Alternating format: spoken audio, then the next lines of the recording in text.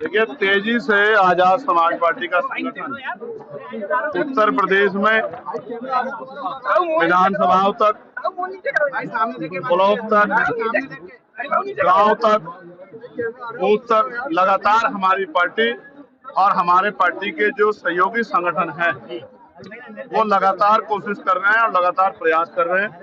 लगभग सभी विधानसभाओं में 70-70, 80-80% हमारा संगठन बन चुका है। अब उस संगठन को, क्योंकि त्रिस्तरीय पंचायत चुनाव आ रहे हैं, उसको और सक्रिय करके भाईचारा कमेटियां बना के प्रबुद्ध सम्मेलन के जरिए सत्ता की भूख, क्योंकि जिन पे पावर होती है उन्हीं का आत्मसम्मान भी सुरक्षित रहता है, उन्हीं को अवसर भी मिलते हैं। ये भूख जो है, जो पिछले 15 साल में हमारे लोगों में ठंडी हो गई थी, उसी भूख को दोबारा जगाने के लिए कि वो लोग राजकाज को समझे। जब राजकाज होगा तभी तरक्की होगी, तभी अन्याय रुकेगा, तभी शिक्षा मिलेगी, तभी अच्छा इलाज मिलेगा, तभी रोजगार मिलेगा, तभी जमीनें मिलेगी, तभी इंडस्ट्रियल एरिया रहेंगे। ये बात समझाने के लिए हम लोग हर मंडल समीक्षा कर रहे हैं।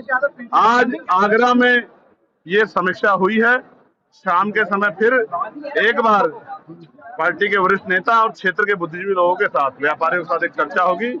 फिर कल अलीगढ़ हम लोग जाएंगे। इसी तरह से ये संघर्ष का कार्यक्रम चलता रहेगा। अगले शुक्रवार को हम लोग दूसरे मंडल की तरफ प्रस्थान करेंगे। सेना के जयकारे लगा के भारतीय जनता पार्टी लगातार, और जो प्रधानमंत्री है वो कह रहे हैं कि मेरे लोगों में सिंदूर बह रहा है। क्या कहना चाहिए? नहीं, ये पूर्ण रूप से पॉलिटिकल बयान है।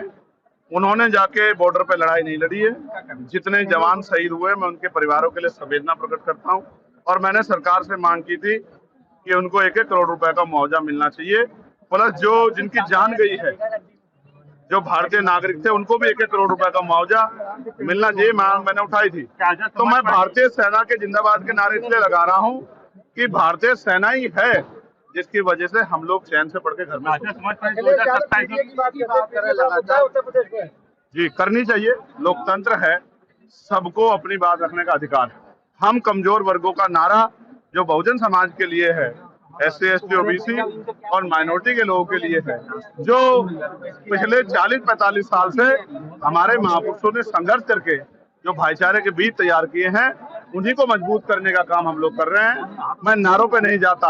नारे तो मोदी जी भी अच्छे लगाते हैं, नारे तो अन्य पार्टी भी अच्छा लगाती है, लेकिन क्या उसका फायदा जनता को मिलता है? तो नारों में कुछ नहीं रखा। कथनी और करनी में जिनके फर्क हैं, देश प्रदेश उनको भी जानता है कि उनको उन सरकारें में आने पे उन्होंने क्या क्या हस्र जो है कमजोर वर्गों किया है, लेकिन छिपावा नहीं।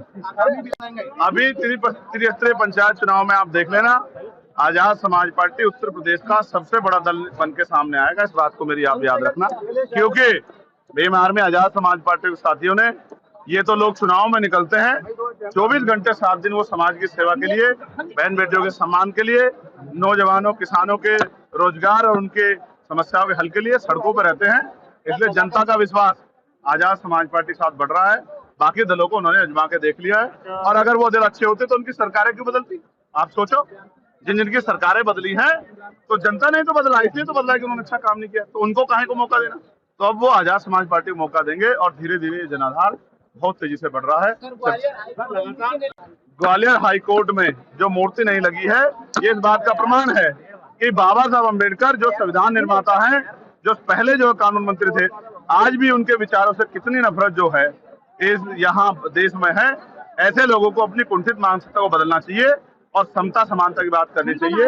ये जनता देख रही है, ऐसे लोगों को जनता देख रही है, उनको चिन्हित कर रही है, उनकी पार्टियों को भी चिन्हित कर रही है, और आने वाले चुनाव में उनको सबक भी सिखाएंगे। गरीबों बहन बेटियों पर रेप हो रहा है, हत्या हो रही है, और सरकार के नेता और मुख्यमंत्री चैन से बढ़ के सो रहे हैं। इससे बड़ी नालायकी क्या होगी?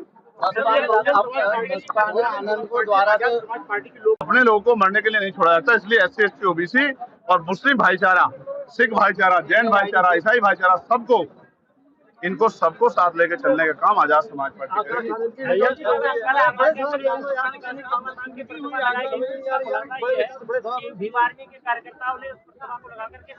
छोड़ दी, लेकिन पुलिस ने जिस तरह का व्यवहार यहाँ कार्यकर्ताओं के साथ किया, आप ये बताओ, पार्लियामेंट में तो गृह मंत्री जी ने बाबा साहब के बारे में सब कहे थे, तो सारी पार्टियों ने नारे लगाए थे, सारी पार्टियों ने हल्ला मचाया था। इवन गृह मंत्री जी ने बाद में कहा कि हम तो उनका बड़ा सम्मान करते हैं, सारी पार्टियों ने कहा सम्मान करते हैं। यहाँ बाबा साहब के जो टहल लगी हुई थी उस पर जिस तरह का अपमान किया गया, आगरा में वो ग्वालियर में जो अपमान किया गया, उस पर दल क्यों चुप है? क्योंकि वहां आपको पता है कि वो बाबा साहब का सम्मान जो है और उसमें वोट का नफा नुकसान भी है, इसलिए आप चुप हैं। मैं फिर कहता हूँ, कोई भी षड्यंत्र नहीं चलेगा। बाबा साहब का अपमान करने वाले लोगों पे कार्रवाई करनी पड़ेगी, और जिन पुलिस कर्मियों ने इन गरीब कमजोरों की आवाज पे लाते चलाने का, थप्पड़ चलाने का काम किया, उन पे कार्रवाई करनी पड़ेगी। वरना बहुत जल्द, यहाँ नहीं करेंगे आगरा में, लखनऊ में एक बड़ा प्रदर्शन करके सरकार को घेरने का काम करेंगे। आने दीजिए, विधानसभा जब सत्र चलेगा तब हम बताएंगे इस आत्मसम्मान की लड़ाई कैसे लड़ी जाती है, गरीबों के, किसानों की लड़ाई कैसे लड़ी जाती है।